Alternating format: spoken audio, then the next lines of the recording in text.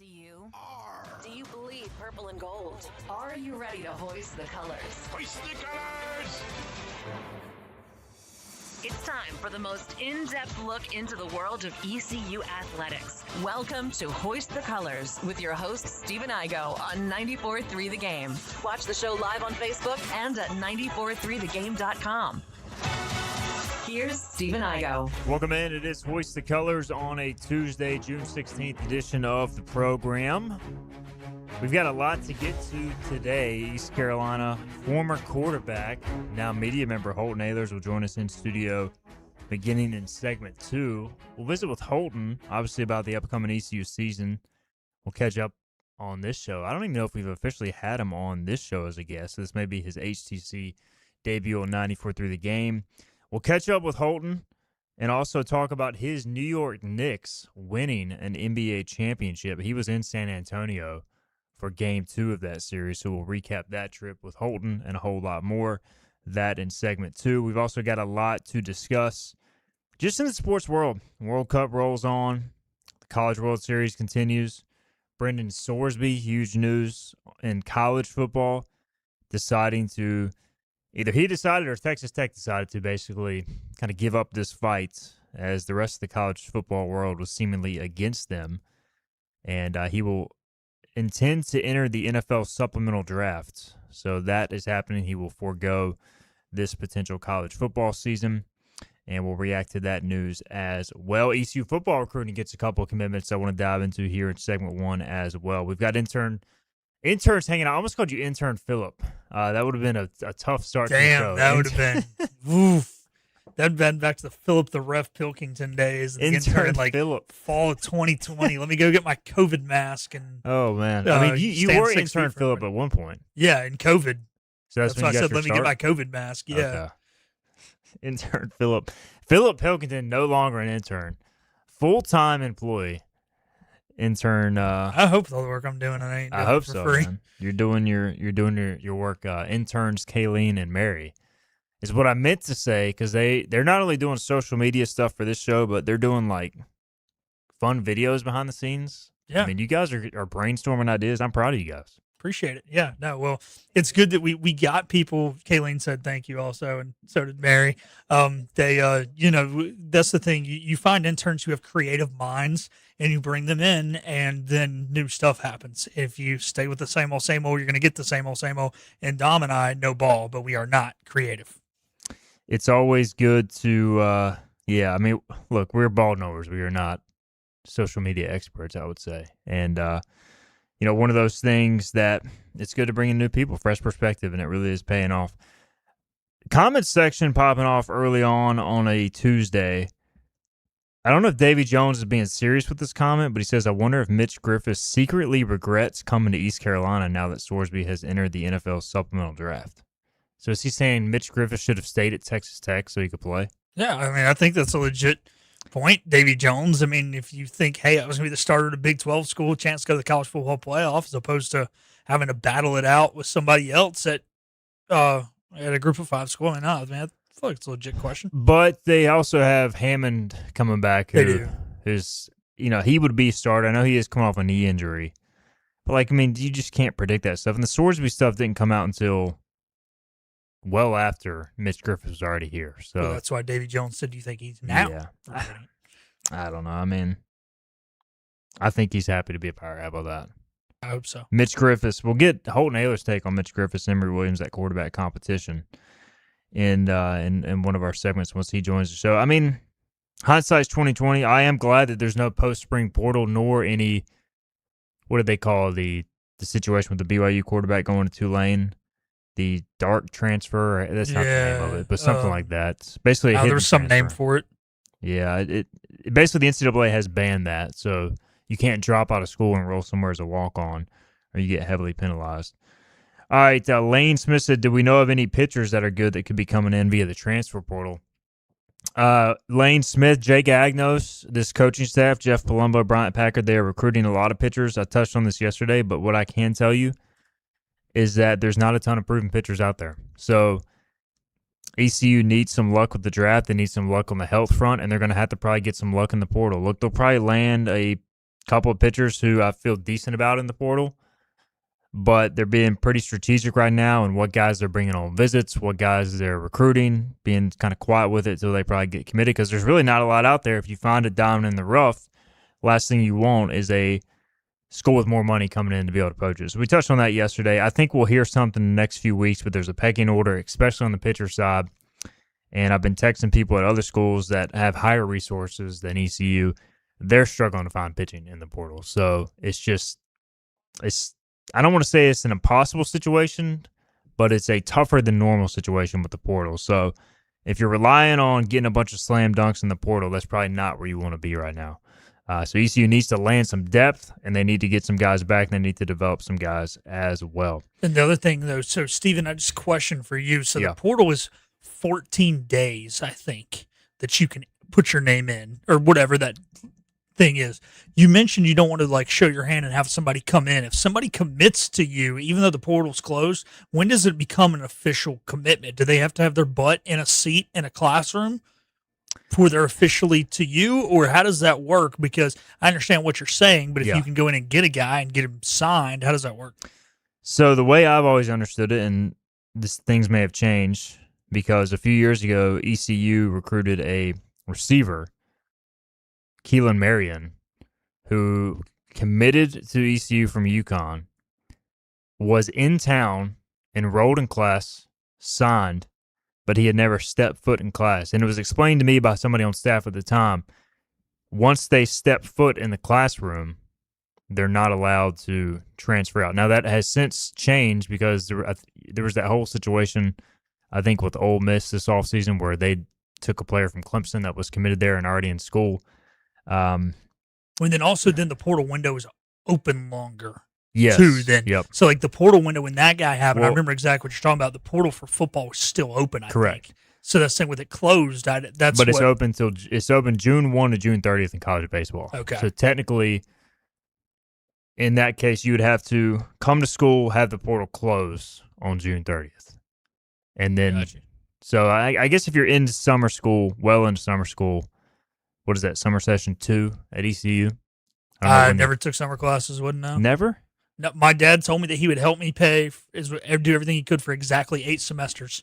I got 4 falls and 4 springs, and I had to figure out how to get through 120 hours in that, and I figured it out. Never failed a class, never dropped a class. Didn't have the best GPA, but never failed a class, never dropped a class. I always enjoyed taking a class or two in the summer. But I was also more local than you. I lived in That's Greenville, true, so yeah. that makes more sense. So June 30th, the official close date. So unlike football, where it is a 15-day window, I guess they decided to do one 30-day window for college baseball, so that kind of complicates things. But anyways, going back to the Keelan Marion situation, that was a situation where he was committed here, and BYU offered him a bag of money. He went to BYU. Then he finished up at Miami. I think he played in the championship game this past season. So that was a whole ordeal. I remember interviewing him, doing a story, and everything. That was craziness. Keelan Marion. All right, we did have the latest developments in the College World Series last night. It's just setting up perfectly for a certain team up the road, Phillip. North Carolina. And look, they've earned it. I'm not trying to take anything away from them, but they got a friendly side of the bracket. And I would say the most unlikely team on the other side of the bracket is now in the same position as they are, 2-0 Oklahoma, which won the regional at Georgia Tech. They're hot. They take down Georgia in a fantastic game, 4-3. They're 2-0. They got to win one more game to get to the championship. North Carolina has to win one more game against the victor of the losers elimination game between Troy and West Virginia, and then Texas and Georgia will play today in the elimination game on the Oklahoma side of the bracket. So more than likely, you're looking at UNC versus Oklahoma, although not a slam dunk, especially given Texas and Georgia's talent level. But still, this is shaping up pretty nicely for the Hills, and to their credit, they have earned this by winning and getting there and taking care of business. Yeah, the one nice thing I guess about this is Georgia can hit their way through the losers bracket potentially. You need pitching, yes, you need arms, but they could go out there and win the next 3 games and put up, 10, 12 runs a game and win 12-9. So there is potential for that. Now their staff's going to be taxed and not going to be able to beat Carolina unless they beat them 12-9, which is very, very tough to do. This is looking more and more like it's for the Heels. However, that's the little slimmer of hope that I'm holding on to, Steven, just so the big bad Empire from down the road doesn't win. And kind of unfair for the Texas-Georgia side of the bracket. They have to turn around and play an elimination game today, whereas West Virginia-Troy got a day off. And then no matter who wins, these games will have to turn around and play tomorrow. So kind of a quirk in the schedule there that does not favor that side of the bracket. But regardless, you deal with the hand you are dealt. The other news, Brendan Sorsby, we touched on earlier, going to the NFL supplemental draft. It's hard to really know who made this decision. Was this Sorsby? Was this Texas Tech encouraging Sorsby after the backlash of him being granted eligibility, given the whole betting scandal? But I do feel one thing strongly, and I feel like this is the best thing for college football. And no matter how they came to this conclusion, whether it was the pressure from just the rest of the college football world or just Sorsby saying, you know what, I can't deal with this. Like, this is going to be, a big red flag, a black mark over my season. And he just decides to move on. And I assume he's given up maybe some money, some NIL money as a result of this. So I am glad it's ending in this direction because, look, man, it would have gotten ugly if this would have gone into the season. And Texas Tech may still be the villain as a team for trying to get this done, but definitely for Sorsby's sake, he doesn't have to deal with this, at least for now. Yeah, and Texas Tech will be a villain, but not the mega villain that they were. People will probably be pulling against them, but you're not going to have the drama. It's not going to be talked about every week. You're not going to have these young men who had nothing to do with it being asked about it in their weekly pressers, and they just want to talk about the game they played the week before. And then you're not going to be in court because, look, this was not the end of the court stuff. The the Big 12 teams were going to challenge it. They came out, they said that they were going to challenge this ruling. I mean, totally understandably so, especially with what his lawyer argued in court was a complete just crap argument. You can't go out there and say, the NCAA did not do enough for the mental health of my student athlete. That's part of their, not slogan, but what's the bylaws is to help with mental health issues.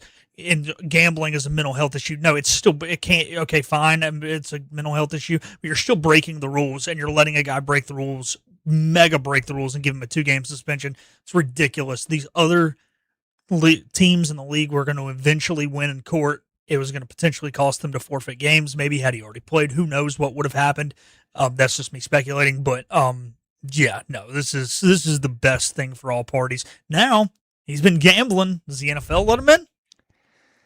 I think they will, but there'll definitely be some scrutiny with that too. And at least he's already gone through the rehab process and all of that, and hopefully they will let him in for Sorsby's sake. But look, man, you got to face the consequences for your actions as well. And I think, unfortunately, his name's been dragged through the mud quite a bit already. And you could argue maybe he has already faced a lot of those consequences just by the media coverage of it.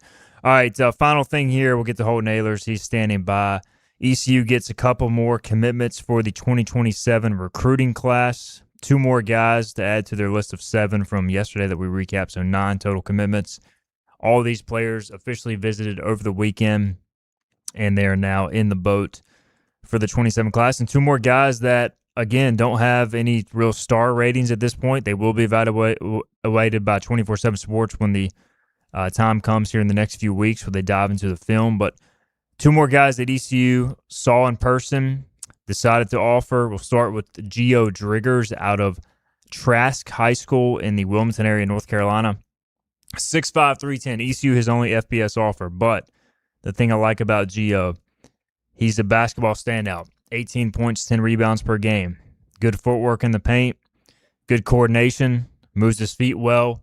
Typically that translates pretty well to being an offensive lineman. Now you watch this film, it's not great, but he's raw, and he'll probably come in, redshirt, develop. He's got the physical traits, I think, that really, in time, will turn him into a very solid Division I offensive lineman. And a guy who's 6'5", 310 in high school, typically that's pretty tough for ECU to find. So that's one of the reasons they're taking Driggers, and one of the guys that I'm a fan of, despite not necessarily having the offers that you would want.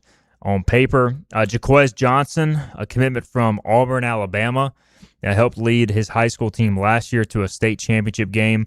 Played cornerback, receiver, and special teams. Had 900 yards receiving, 6 interceptions, 4 special teams touchdowns, 6'1", 175.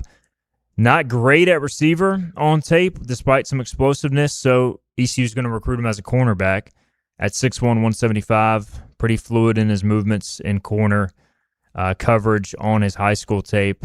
And, again, visited this weekend. Teron Williams recruited him, so you get some size and length at corner there with some upside. So 9 commitments in for the 2027 class. More to come. Another recruiting weekend this week. They'll have a dead period at the end of June, stretching through July, so expect another rash of commitments. And the latest on hoistthecolors.net there. You can find that as we speak. Let's get a break in. We'll come back. We'll be joined by number 12, the former ECU quarterback, Holton Ahlers. We'll talk about his show.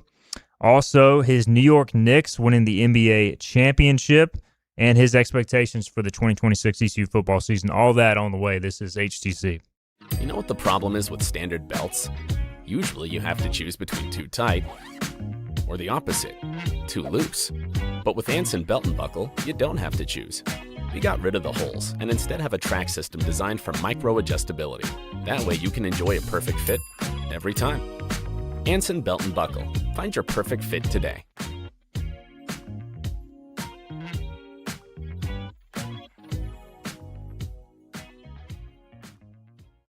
Healthwise Pharmacy rounds the bases with all of your infusion, retail, compounding, and medical equipment needs. Locally owned and operated by pharmacist Marcy Parker, Healthwise has grown to be your most trusted provider for infusion services. Currently providing in-home or on-site infusions in North Carolina, South Carolina, and Virginia. Visit Healthwise Pharmacy at 615B South Memorial Drive or call 252-295-0059 to speak to a patient service representative to find the option that best suits your needs. The best burgers around. Everyone loves a thick, juicy, and fresh burger. Tiebreakers does real burgers better than anybody. And don't forget about the cheese sticks, fresh salads, and more. So don't just go to any burger-themed restaurant chain.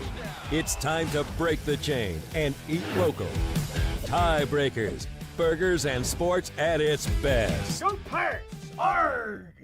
In this age of globalization, we've learned that bigger isn't always better. Ever tried to get phone help from a big corporation from a real person? Right. That's what's so nice about Phelps Chevrolet. After more than 50 years serving our community, Phelps remains family-owned and operated.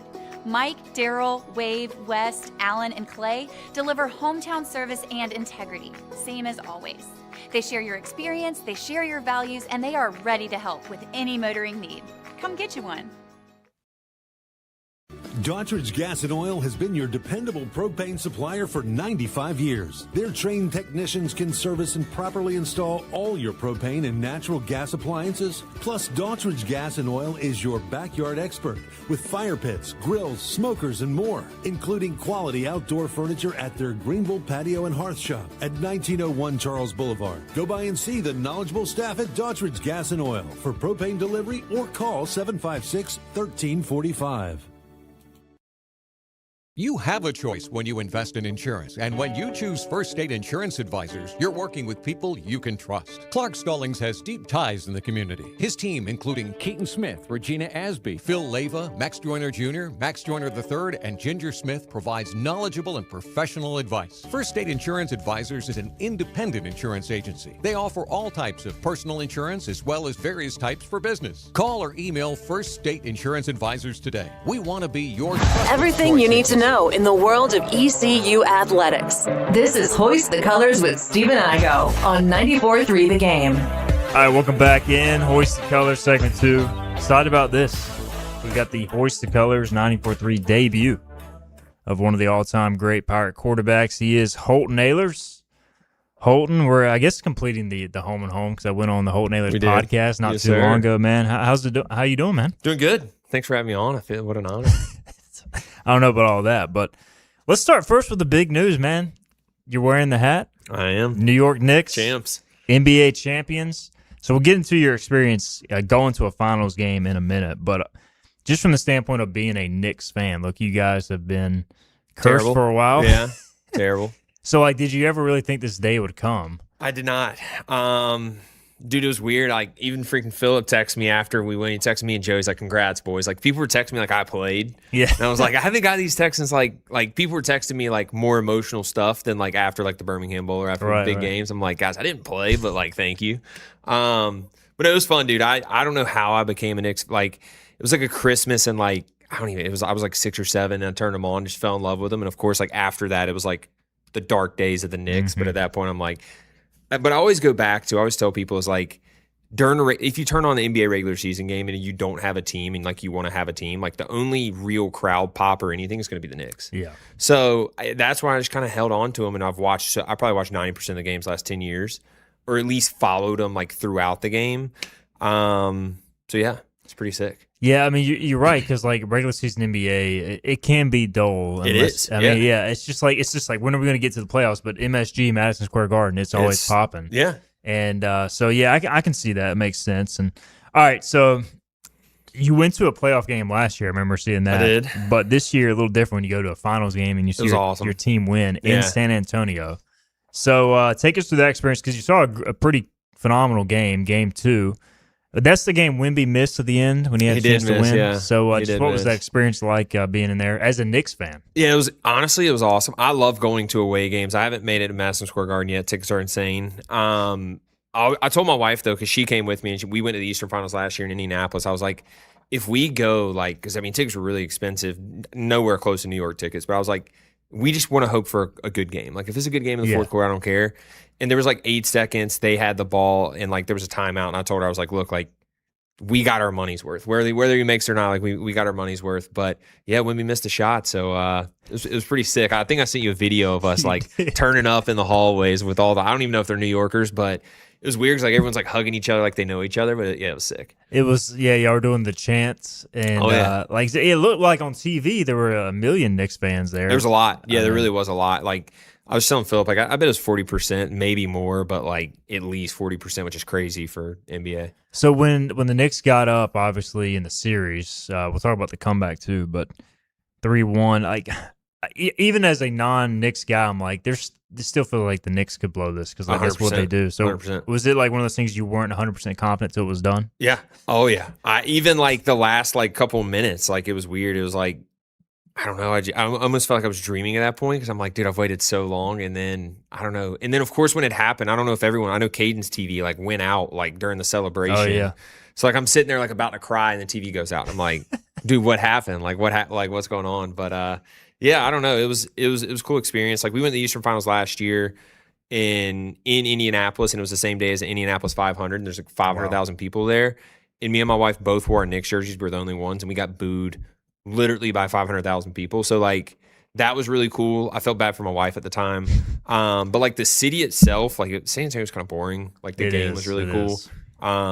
Indianapolis was really cool because like there's bars right there. So like you kind of got to hang out with Knicks fans before. But I'm actually in a Knicks fan Discord. So like I got to connect with a couple people around the country as well. So yeah. Kenny says, I bet that no Spurs fans tried beating you up. So did you run into no anybody? Spurs fans? No. Indianapolis was definitely more hostile. The Spurs were more friendly, to be honest with you. Robert says he's been following the Knicks since the 80s, so he's ecstatic. So yeah, he's gone through some dark days as well. Yeah, he has. So crazy. All right, so the 29-point comeback, like I tweeted out and you corrected me that technically it was the Knicks comeback. The Knicks came back from 29. The Spurs did blow a 29-point lead.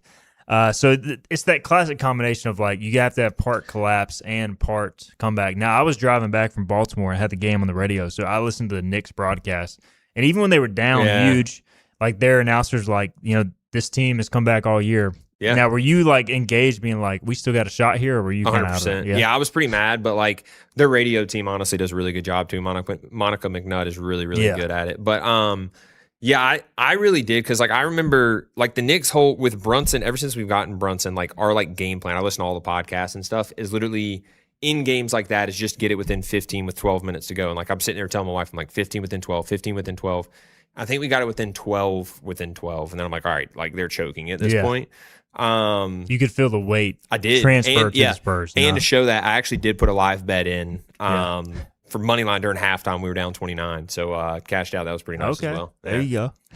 Have you reached out to Brendan Sorsby for any advice? No, I have not. I think he's pretty bad at it from what I heard as well. He bet $90K and did not win enough. So That's tough. All right, so winning as a player, like obviously you did that a lot versus I was a fan. expecting this question. What's how do you describe the difference? I mean, there's nothing like a player, 100%. I would more compare, like, obviously, like the players, 100%. Like the Birmingham Bowl was really, really cool, and just like winning big games was cool, and like getting the program back. But now, like, I would say as comparing a fan, like an ECU fan, obviously I love ECU, I love all that, to being a Nick fan is like I view, now that I played at ECU, I was within it, I know how it operates, I know the guys there, is so much different viewing it now. Like I can't view it fully as a fan. I'm always going to view it as like a player almost. So the Knicks thing is like the one thing that I can view as a fan because I don't know anything about like what's inside the locker room. I can still like envision what that's like. Even the NFL, it's like I know guys now. I was there for a little bit, so it's just hard to like be a full like fan per se. Yeah. I mean, I want them to win more than anyone, but like it's just a different view, and like I can't change my mind of that. That's kind of similar to me as a reporter and like being in the weeds. You know, like obviously I want ECU, my alum, to the school I went to do well, and I pull for them for business and otherwise. Yeah. But it's like, I enjoy watching the Seattle Mariners or Denver Broncos because like I'm not. You're detached from exactly. Very much so. That's kind of how I feel too. It's just like nothing compares to being a player. Like that's 100%. Obviously the best, but like even I was talking to Jack Powers about it the other day, and he was like, "What do you compare this to? Like being like." He was saying that like people view Brunson's higher than that now than like DK Metcalf was at the time, and I'm like, yeah, but like DK Metcalf was like right beside me, so like I don't view him as like I view Brunson. And it's just like it's different. You can't, yeah. So when you're a fan though, at like an ECU game, is it? I mean, obviously you say you view it different, but can you get up and yell and scream the same way we do? Like normal? Okay, okay. Yeah, I didn't know if it was like it was just even a different like. It was a business mindset when you're in there. No. Yeah, I'm hollering. I definitely pound a few beers during tailgates now and love that. But yeah, no, I love I look forward to games so much more. I enjoy it honestly more than I ever thought I would as like a former player. But like if I'm still like watching the defense out there running, or like if they roll coverage, like I'm sitting there like telling my wife or telling Caden next to me like, hey, they're doing this, they're doing that, they should check this. Like I can't view it as just like I can't detach myself like my brain from. But that's not ECU though. That's football in general that you're watching, right? Yeah, I mean, like, yeah. I mean, you could watch two rando teams and you'd probably Same still thing. be, yeah. But I think part of it too, you say you think you didn't realize you're gonna be able to view it this way, but especially with what you inherited to what you left and how much you built this program. Like, yes, there's probably not any guys left that you played with, but it's still Coach Harrell. It's still coming off that success. Tash, you guys laid the foundation for every little piece of success that is happening right now. Yeah. And I wonder maybe, 45, 50 years from now when we've gone through way more ups and downs, it might be a little baby more than what you had originally expected as opposed to what it is now because of what you did. I agree. Thanks for the compliment, first of all, about me and my class. We put a lot into it. But yeah, I mean, I think maybe it will be. I still played technically with like Brock and Preston and those guys. Weirdly enough, I don't know how they're still here. That's probably how people felt about me. Old heads. And then like Tesh, like those guys. Like I mean, I was texting Ryan Smith, special teams coach. He's a huge Knicks fan. So like we were sitting there sending videos. I'm sending him videos when I'm in San Antonio. So like I don't know. I guess it's hard to like detach. But yeah, I'm still like. I don't think I'm like I'm the biggest fan. Like I always want us to win, but I still like have like the football mind of like if we run a special teams play, I'm like, yeah, it's Ryan, like that, like good for him and all that. Where like the Knicks, I'm like, I don't know these guys personally. Like I'm just a true fan, I feel like, compared to like other ECU fans. Not that I'm better or worse. It's just like I've been there, done that. So like I understand what goes into it. It's just a little bit different. We know that Caden Norman said he was crying after one of the was it the military bowls? Yeah, were I you got crying on video with him? as well. I was not. I wanted to, but no, I was not. And he was also I said we like to pound beers before games. Like he had quite a few more than me. So yeah. How are you enjoying obviously the media side of things with the podcast and you guys? I was on that show I guess earlier this winter or spring. I don't know. Is that the exact date? But either way. You guys have done a phenomenal job with it, taking it independent. And how have you enjoyed that? Obviously, you and Caden doing a heck of a job. Yeah, it's been great. We like really enjoyed our time with Pirate Radio and like learning them and their process and stuff. But I don't know. We just kind of want to do our own thing and kind of explore what a football season looks like. Obviously, football is our big time, right? So like Now it's like we're doing 2 podcasts a month. Like we're keeping it going. We're trying to get, good interviews, but like we're not going to sit here and talk about like ECU baseball like we know it like football. Like there's more guys and there's more, like you guys do a great job of like, you guys are in the depth way more than we are, so we're not even going to try to act like that, or just other people in general. But football seasons are big. We got a couple really exciting things. I was talking to Mike Wright. One of the things that we're doing, because obviously we did the 5th quarter last year, we're not doing that this year. So we're going to do like we were talking the other day, I was talking to Caden and Jack about like some of our like low-key, some of the best times as like a player was like the Sundays after games in the locker room, just like talking about the game.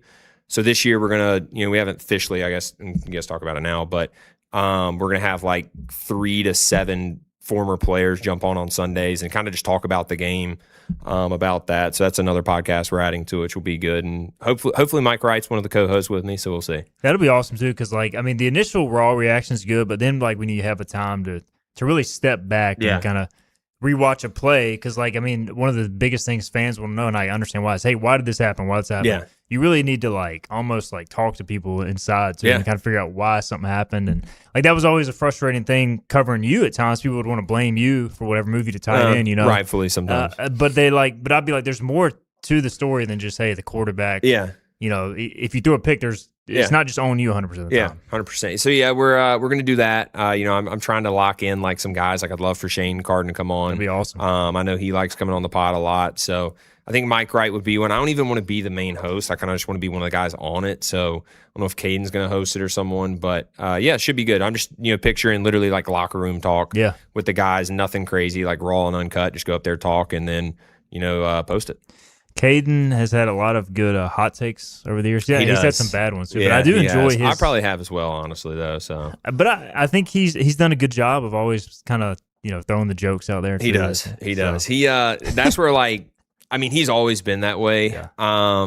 I still try to like protect myself a little bit because like I just don't want to like ruin a reputation at all or anything. Right. Like he's just him. Like he doesn't care. He's like, you know what? Like we own a business together now. He's like, I'm not going to get fired from the business. Like I can say what I want to say, which I guess I could too. But I mean, I've also like said some things sometimes probably made people mad. There's also 5 years of me not saying anything, so like I don't really care. I mean, it's one of those things that you can't make everybody happy either. It's impossible, especially when you're talking into a mic. People can go back and record it and replay it, and at times we all sound like idiots. So that is just what it is. Remind people where they can check it out as well. The Holton Ahlers podcast, obviously on YouTube. Yeah, the Holton Ahlers show, and do you? When you guys announced that, we have like official title for it, the Sunday show. We haven't decided. We literally just decided we're going to do it. It'll be on the Holton Ahlers show on YouTube. Just look up Holton Ahlers show. It's also follow us on X, Twitter, whatever you want to call it. Social media as well. So we'll get back. I know people have been like posting on Spotify and all that. We'll get back to that during football season. Just right now, like honestly, we're not posting enough to like really push that forward. We're just trying to build up our YouTube. But yeah, so check out the show. We're during the fall is when we'll post daily during the fall. We got a content plan in place. Sweet. All right, Holton Ahlers show. Check it out again. We'll get a break in. We'll come back. We'll get Holton's take on the upcoming season. He's had a lot of former players or current players on his show. Emory Williams, Mitch Griffiths among them. Also Brock Spalding, Jackson Barker, Bryce Weaver, Conley. Shout out DH Conley. Yes, sir. And we'll get a break in. We'll come back, talk about the upcoming season. Got some questions as well. We'll hit after this. This is about you, your family, and the health of all who live in Eastern North Carolina. This is about the transformation of a health system into something more powerful and more human, about creating new ways to treat disease and keep you well. This is about ECU Health, which is to say, it's really all about you. ECU Health. Minds, hearts, purpose. You have a choice when you invest in insurance, and when you choose First State Insurance Advisors, you're working with people you can trust. Clark Stallings has deep ties in the community. His team, including Keaton Smith, Regina Asby, Phil Leva, Max Joyner Jr., Max Joyner III, and Ginger Smith, provides knowledgeable and professional advice. First State Insurance Advisors is an independent insurance agency. They offer all types of personal insurance as well as various types for business. Call or email First State Insurance Advisors today. We want to be your trusted choice agency. Acre Station Meat Farm, along with Lane Angus Beef, bring you Farm to Fork Beef. Stock your freezers now with affordable beef boxes just in time for the grilling season. Farm to Fork Beef, brings quality local beef to your family. From your traditional butcher shop, Acre Station Meat Farm. Come on down to Acre Station Meat Farm and find out why we're #1 in fresh cuts and friendly service. Acre Station Meat Farm, Highway 32 North, Pinetown. In Eastern North Carolina, people appreciate things that are straightforward, honest, and dependable. For decades, our team has focused on cutting through insurance complexity for the communities we serve. And now, we're bringing that same mindset to our name. We're Flatlands Insurance Group, a simpler name that reflects the same local team, the same values, and the same commitment to the great communities we feel blessed to be a part of. Flatlands Insurance Group, your whole world is covered.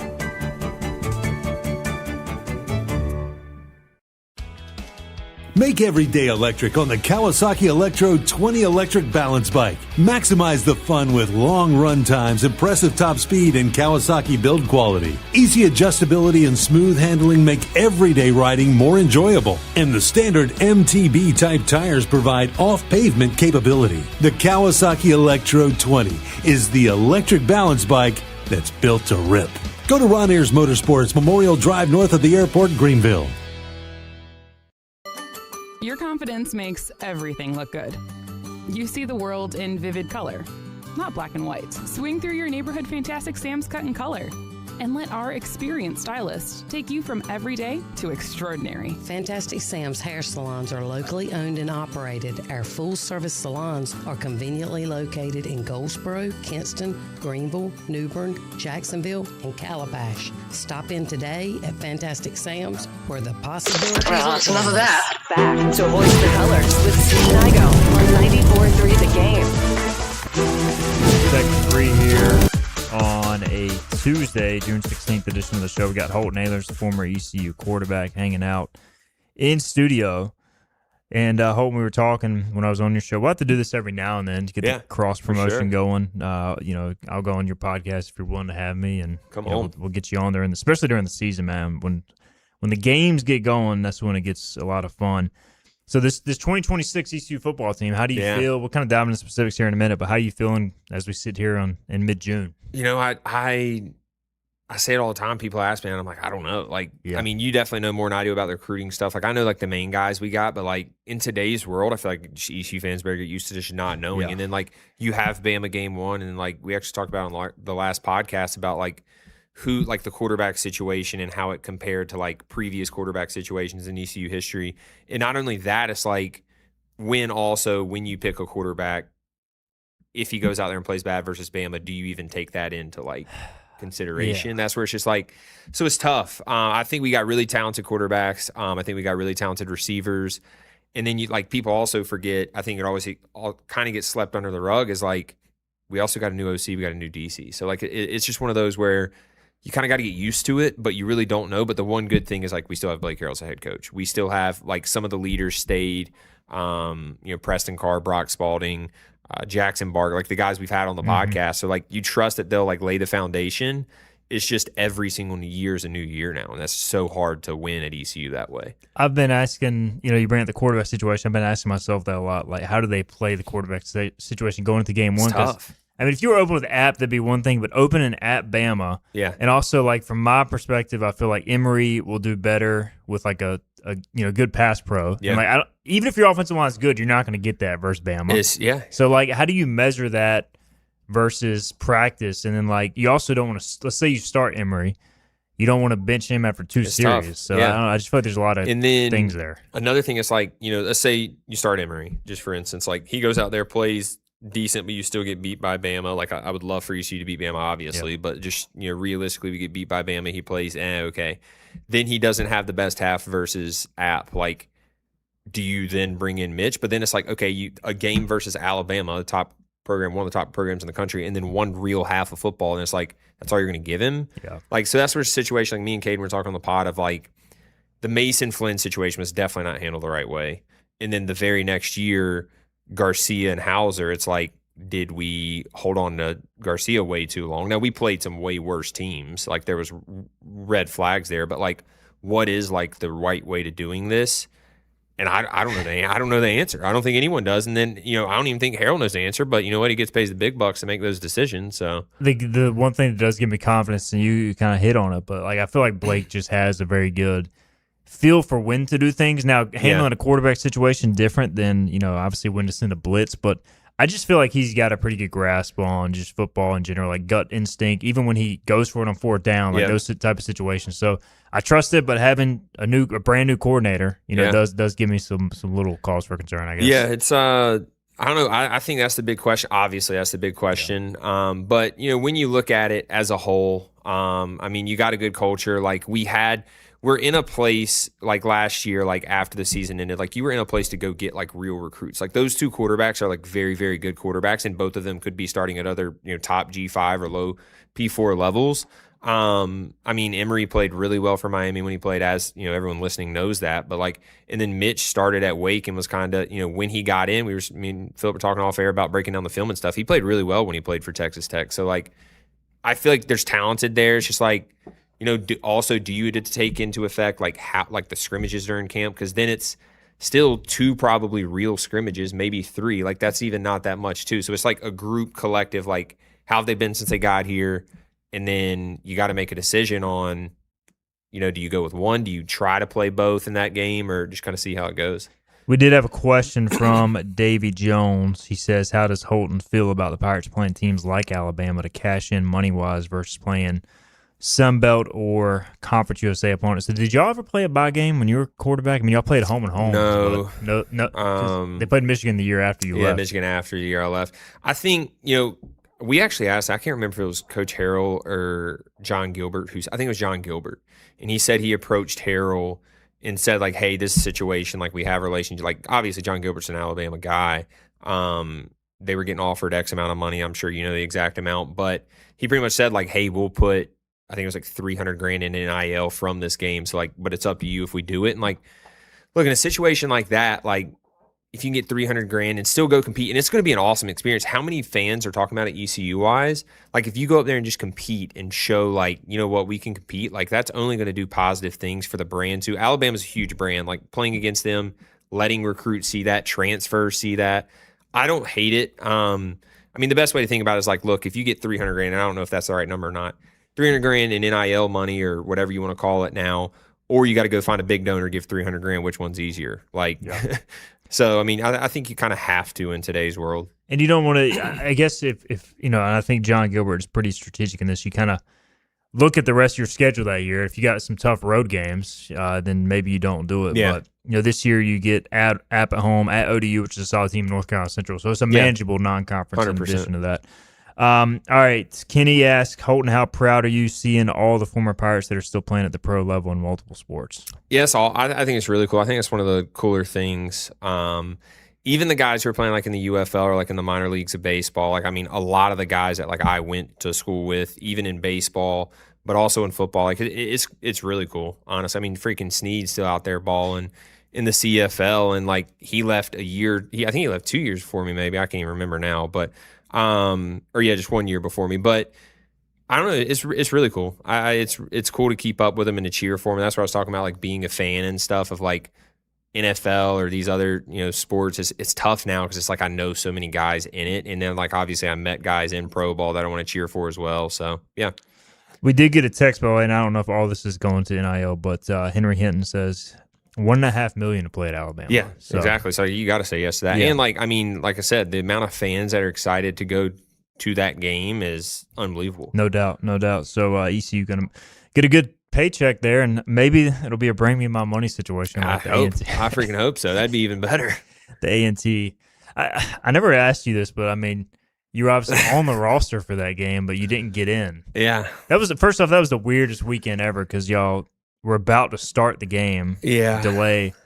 What was it like being on the sideline for that loss? I would have been. I was sick watching it. So yeah, it was weird though because I don't know, okay, crazy story. Coach Mo's not even here, and people don't even like him anyway. So pregame the night before, I guess Saturday night or whenever. Yeah, Saturday night, the first time we were supposed to play, and we're warming up, and that was the first year I think that they did the 4. You can play 4 games. Yeah. And still redshirt. And they told me I was going to redshirt, and I was a little mad about that, but I was whatever. So during warm-ups, like we're stretching and stuff, hasn't told me anything all week, like if I'm going to play at all. And like, I didn't think I was, but whatever. And we're warming up and he comes and like dabs me up. He's like, hey, when we get up a lot tonight, like you're coming in the whole second half. And I'm like, oh crap. Okay. So I go back to the locker room. I tell my family, like, I'm playing the second half. We ended up losing the game. So like I didn't get in, but I just remember sitting on the sideline, like, I'm just like, dog, we're losing to A&T. And like, I remember telling Caden, I'm like, at least I mean, I don't know if I could have done anything different. Probably not. But like, I would at least like the shot to like it's A&T. Like if we lose this. And then I remember Curtis Fitch, Todd Fitch's son, he was a GA here. And not many guys, like after the game, the band plays their song and stuff. And like we walked over there and Curtis Fitch was like, boys, we all just got fired today. So yeah, it was a weird game. It was the only game I really didn't play in that I was healthy in. Yeah. So it was weird. And then you bounced back and beat Carolina in your debut the next week. We did, yeah. So it was it was just a weird season. When I look back at that, I'm like, dude, we were so bad. Like, and no offense, like my teammates and stuff, I'm sure we'll all say it and stuff, but yeah, I mean, the program's just so bad back then. Yeah. I genuinely, like, compared to where it was when we left and like where it is now, I mean, it was just in shambles. Like, I remember getting recruited. I tell the story all the time too. It's like I remember getting recruited and thinking like, yeah, I can come in. Like they just need a leader. Which they did need a leader and they did need all that. But I thought it would be like a 1-year thing. Like I didn't realize how messed up it really was. But we got to turn around. So no doubt, and left it a lot better than you found it. And speaking of, we'll get you out of here on this. I know you got to run. I think the win total was 7.5. I don't know if y'all ever had a 7.5 win total. Maybe your senior year. But you going over or under for ECU football in 2026? I go over. I think the schedule is very favorable outside of literally Alabama. And I think they'll be juiced up for that game. But it literally, in my opinion, all comes down to quarterback play and then play calling offensively, which I think we'll be fine at. So yeah, I think the quarterback's really talented. I think we're just gonna have to wait and see. Like, you don't know until like even both of these guys have like somewhat been the guy, but like not like here's the keys to the program, go do it. And that's why like we're talking about like how do you manage the situation? Like, is that going to be a case where they do get the keys, or they kind of still got to earn it when they're playing? So it's tough. It's an inexact science, and but hey, like you said, Blake Harrell, big bucks. Yeah, that's why you trust him. Are you going to Bama? I am. Yeah, I'll be there. Right. Yes, sir. Let's get you on the pregame show. I don't know if we're doing it from there or not, but we'll figure it out for sure. Appreciate it, man. This has been awesome, yes, dude. Sir. Yes, sir. We'll get you on the pod soon. Yeah, man, we'll do it. Again, check it out, Holton Ahlers Show, at Holt Ahlers Show on YouTube. And stay tuned, man. Looking forward to all the new stuff coming this football season. Appreciate the former ECU quarterback and now media member stopping by the show today. A lot of fun. We'll get a break in. We'll come back. We'll wrap the show after this. The power of savings is yours at Greenville Toyota with powerful deals on our huge selection of new Toyotas, like a Camry, $229 a month, or the all-new RAV4, $279. Don't miss the power of savings at Greenville Toyota. In Eastern North Carolina, hard work matters, and it always has. At Flatlands Insurance Group, we've been showing up for our neighbors since 1963, helping families and business owners navigate change, weather tough seasons, and keep moving forward. Decades later, our purpose hasn't changed: to help protect what you've poured your time and energy to, from your home to your health to whatever comes next. Flatlands Insurance Group, your whole world covered. Need cash for a vacation? National Finance Company is here to help. For over 50 years, National Finance Company has been the small loan specialist with loans from $1,000 to $5,000 with low payments to meet your budget. We're in the business of getting you the cash you need today. Apply online for a loan at one of our convenient branch offices and get your money as fast as today. It's easy. Get the vacation cash you need. For extra cash, visit nfcmoney.com. Your future is full of possibilities, and Pitt Community College can help you explore every option. You can earn a degree, learn a trade, transfer to a university, or launch a new career. We offer the support you need to succeed with flexible schedules, affordable tuition, and programs designed for the real world. Your path, your future, your college. Pitt Community College. Register now. Visit Larry's Steakhouse for a tender, hand-cut certified Angus ribeye. Other entrees include perfectly seasoned pork chops, chicken, or seafood favorites like shrimp, tuna, and salmon. Complement your meal with Larry's fresh 20-plus item salad bar, or enjoy it as an all-you-can-eat entree. Daily rotating favorites include meatloaf, chicken pastry, hamburger steak, spaghetti, pork chops, and more, all complemented with your favorite country sides. Whether it's for lunch, dinner, or our Sunday brunch, remember to support and eat local. Larry's Steakhouse. The hunting and fishing event of the summer comes to the Greenville Convention Center, July 11th and 12th, bringing together the best hunting and fishing vendors, outfitters, and fishing experts, all under one roof. Special free events, including a mountain trout pond, indoor archery range, offshore fishing experience, interactive duck blind, and free seminars. Don't miss it. The Mid-Atlantic Hunting and Fishing Expo is July 11th and 12th. With new Toyota trucks from $259 a month, you've got the power of savings at Greenville Toyota. Drive Tacoma's $259 a month or Tundra's only $399 a month at Greenville Toyota, where our volume saves you money. The hatches are battened down. Shiver me timber. Our timbers are shivered. And the colors are hoisted. Hoist the colors! Back to Steve and Igo on 94.3 The Game. All right, final few minutes of the show. Appreciated Holton Ahlers for his time today. Former ECU quarterback. Check him out, Holton Ahlers show, podcast, video as well on YouTube. We got a final few minutes. We'll discuss some questions in the chat. All right, Cameron wants to know, I want to know, he says, if we were going to have fireworks again at Dowdy-Fickman Stadium this year.